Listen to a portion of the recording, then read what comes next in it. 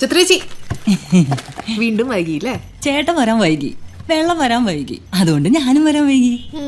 എന്റെ പൊന്നു വെച്ചാൽ ഞാൻ പാർക്കിനടുത്തുള്ള വീട്ടിൽ ഇപ്പൊ ജോലിക്ക് പോകുന്നില്ല, ഞാൻ നിർത്തി. എന്റെ പൊന്നു ചിത്രേച്ചി, അതിന് ഞാൻ ഇപ്പൊ ഒന്നും ചോദിച്ചില്ലല്ലോ. കൊച്ചിന് കാണിച്ചേ. എനിക്ക് വിശക്കുന്നുണ്ട്.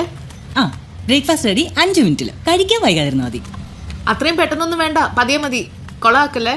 അങ്ങനെ വഴിക്ക് വാ കൊച്ചേ.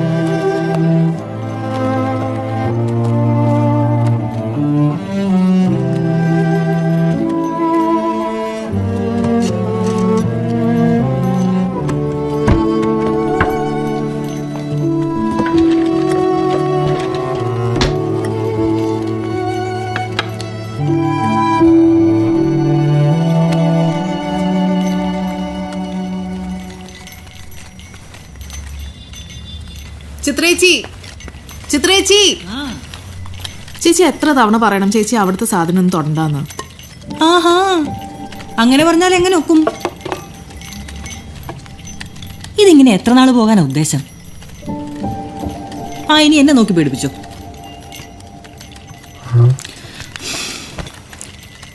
ആളുകളൊക്കെ ഓരോന്ന് പറയും.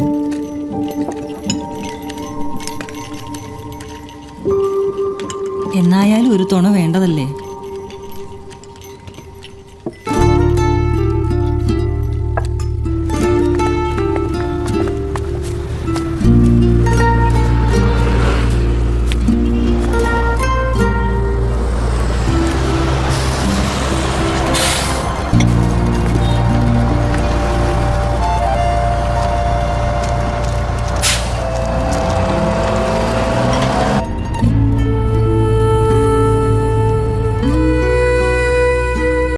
അതെ, ഇത് ഇത്ര വലിയ സംഭവമൊന്നും അല്ല, ഒന്ന് തുറന്ന് പറഞ്ഞാ മതി. അതല്ല, നമുക്ക് തോന്നുന്ന എല്ലാ ആഗ്രഹങ്ങളും എങ്ങനെ ഇന്നലെ മീറ്റ് ചെയ്ത ഒരാളുടെ അടുത്ത് പറയാൻ പറ്റുക? നീ ആണെങ്കിൽ എങ്ങനെ പറയും? അത് പ്രശ്നമാണ്. എന്നാലേ ഞാൻ വേറൊരു ഐഡിയ പറയട്ടെ. വേറൊരു കല്യാണത്തിനെ പറ്റി ചിന്തിച്ചൂടെ? നമ്മുടെ ഈ ഫിസിക്കൽ നീഡ്സിന് വേണ്ടിയിട്ടാണോ നമ്മൾ കല്യാണം കഴിക്കുന്നത്? വിവാഹം എന്ന് പറഞ്ഞാൽ എന്താ? രണ്ടുപേര് തമ്മിലുള്ള ഒരു പ്രണയം, ഒരു മ്യൂച്വൽ അണ്ടർസ്റ്റാൻഡിങ്, ഒരു ട്രസ്റ്റ്. അത് എപ്പോഴും ഒന്നിച്ച് കൂടെ ഉണ്ടാവുമെന്ന് പറയുന്ന ഒരു പ്രോമിസ് അല്ലേ? പ്രോമിസാണ്. അലക്സ് ഇപ്പോഴും എൻ്റെ മനസ്സിൽ തന്നെ ഉണ്ട്. അലക്സിന് കൊടുത്ത പ്രോമിസ് ഞാനതെങ്ങനെയാ മാറ്റാ? നീ അത് വിട്ടേക്കാം, ഞാൻ ഒരു സൊല്യൂഷൻ കണ്ടെത്തിക്കോളാം. വലിയ ഡിസ്കഷൻ ആണല്ലോ, എനിക്ക് പങ്കെടുക്കാമോ? അല്ല, ഞങ്ങളിങ്ങനെ വിവാഹേതര ലൈംഗികതകളെ പറ്റി. അതിനിപ്പോ എന്താ പ്രശ്നം? അല്ല, അതിന് പ്രശ്നമൊന്നുമില്ല. അത് ശരിയാണോ തെറ്റാണോ എന്ന് ഞങ്ങളിങ്ങനെ ഒരു ചർച്ച. അതിപ്പം സാഹചര്യമാണല്ലോ. അതെ, അത് 100% സാഹചര്യത്തിന് ഡിപ്പെൻഡ് ചെയ്തിരിക്കുന്ന കാര്യമാണ്. അല്ല, ആർക്കാ ഇപ്പോൾ പ്രശ്നം?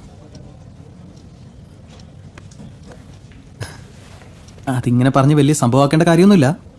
എൻ്റെ ഒരു ഫ്രണ്ടുണ്ട്, മിക്കവാറും അവൻ യാത്രയില്ല. അവൻ എനിക്കൊരു ഡേറ്റിംഗ് ആപ്പിനെ പറ്റി പറഞ്ഞു തന്നിട്ടുണ്ടായിരുന്നു. സാഹചര്യം ആവശ്യപ്പെടുകയാണെങ്കിൽ അത് ഒരുപാട് പേർക്ക് ഉപകാരം ചെയ്യുന്നുണ്ട്. സംഭവം സിമ്പിളാണ്. ഞാനത് ഇൻസ്റ്റാൾ ചെയ്തേ. സംഭവം ഓക്കെ ആയിട്ടുണ്ട്. ഇത്രയേ ഉള്ളൂ, ഒരു ടെൻഷനും വേണ്ട. Hello hello, നീരജയല്ലേ? യെസ് മോളെ, ഞാൻ അലക്സിന്റെ പപ്പയാണ്. അങ്കിൾ പപ്പ പറയൂ. മോള് ഒരു ദിവസം വീട്ടിലേക്കൊന്ന് വരാമോ? കുറച്ച് കാര്യങ്ങൾ പറയാനുണ്ടായിരുന്നു. ഞാനിപ്പോൾ ഓഫീസിലാണല്ലോ പപ്പ, നല്ല തിരക്കാണ്. കുഴപ്പമില്ല മോളെ, ടൈം കിട്ടുമ്പോൾ മതി. പക്ഷെ മോള് ഒന്ന് വീട്ടിലേക്ക് വരണം. ഓക്കെ പപ്പ, ഞാൻ വരാം.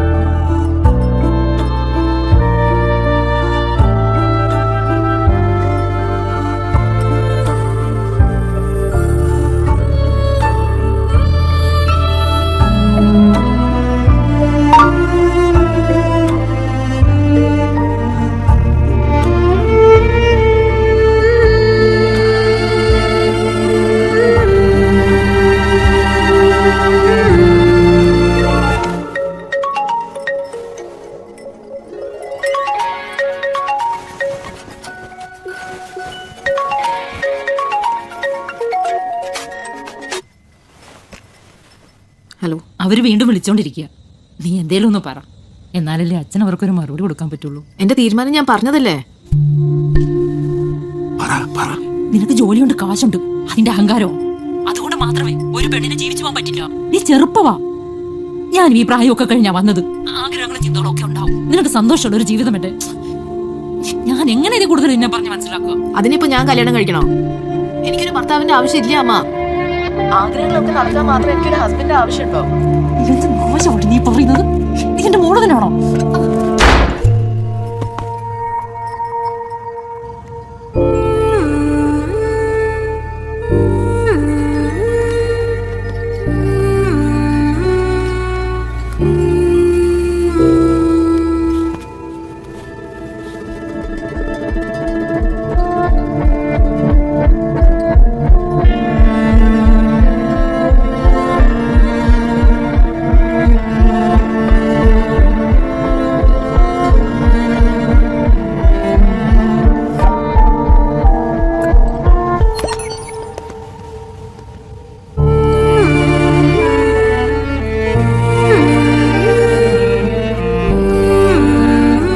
ശാരീരിക ആവശ്യങ്ങൾ പോലെ തന്നെ ഹൃദയത്തിനുണ്ടാവില്ല ആവശ്യങ്ങൾ.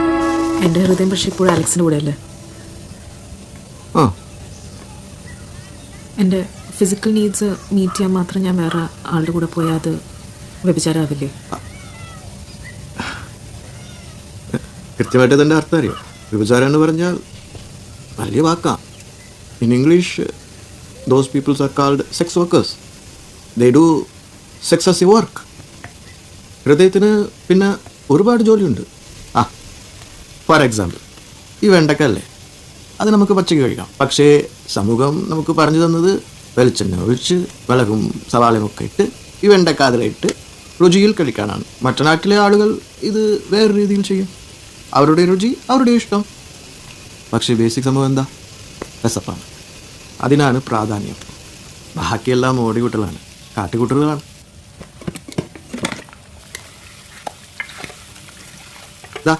ഇതാണ് എൻ്റെ ടേസ്റ്റ്, എൻ്റെ ഇഷ്ടം.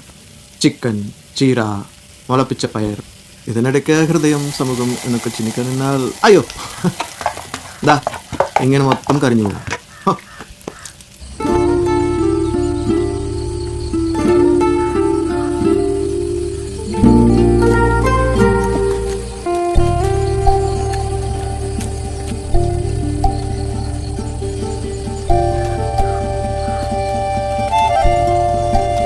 Madam madam excuse me